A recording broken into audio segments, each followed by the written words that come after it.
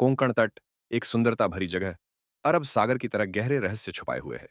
हमारी कहानी एक छोटे अलग थलग गांव में शुरू होती है, जहां प्राचीन वट वृक्ष आत्माओं और भूले हुए देवताओं की कहानियां फुसफुसाते हैं।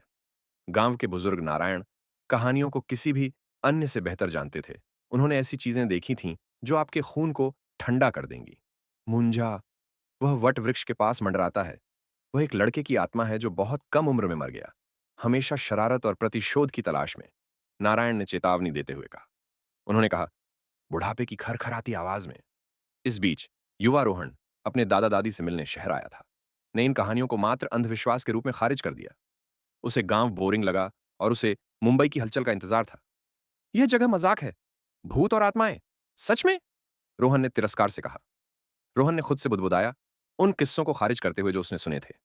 जिज्ञासा से प्रेरित होकर और अपने दोस्तों की चुनौती पर रोहन ने वट वृक्ष की जांच करने का निर्णय किया। नारायण की चेतावनियों को नजरअंदाज करते हुए वह अकेला रात में बाहर निकल पड़ा। हेलो, कोई है?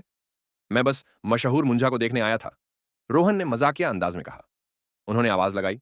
उसकी आवाज शांत रात में गूंजती हुई। अचानक एक ठंडी हवा का झोंका घटा में बह गया। तापमान अचानक गिर गया और रोहन को ऐसा महसूस हुआ जैसे कोई अनदेखा उपस्थिति उसे देख रही हो। एक हल्की फुसफुसाहट वट वृक्ष की शाखाओं से गूंजने लगी, प्रत्येक बीतते क्षण के साथ अधिक तेज और स्पष्ट होती गई। तुम मेरी नींद में खलल डालने की हिम्मत रखते हो? मुंजा ने आक्रामक स्वर में पूछा।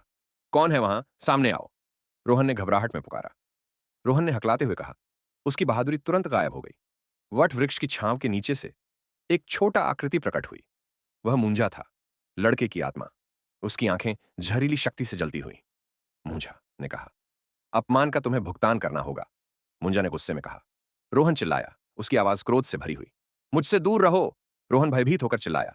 रोहन चिल्लाया, पीछे हटने की कोशिश करते हुए। मुंजा ने हमला किया, उसके भूतिया हाथ रोहन की गर्दन पर पहुंचते हुए। रोहन संघर्ष करता रहा, लेकिन मुंजा बहुत मजबूत था।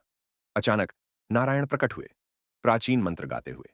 उसके हाथ में एक पवित्र तावीज था, जिसकी चांदी की सतह चांदनी में चमक रही थी। देवताओं की शक्ति से मैं तुम्हें निकाल देता हूं, नारायण ने आदेशपूर्ण स्वर में कहा। नारायण ने घोषित किया, उनकी आवाज रात के अंधेरे में गूंजती हुई। मुंजा ने आखिरी बार चिल्लाकर कहा। विजयी ने बताया, इसके बाद धुएं की धुंध में विलीन हो गया, अंधेरे में गायब हो गया।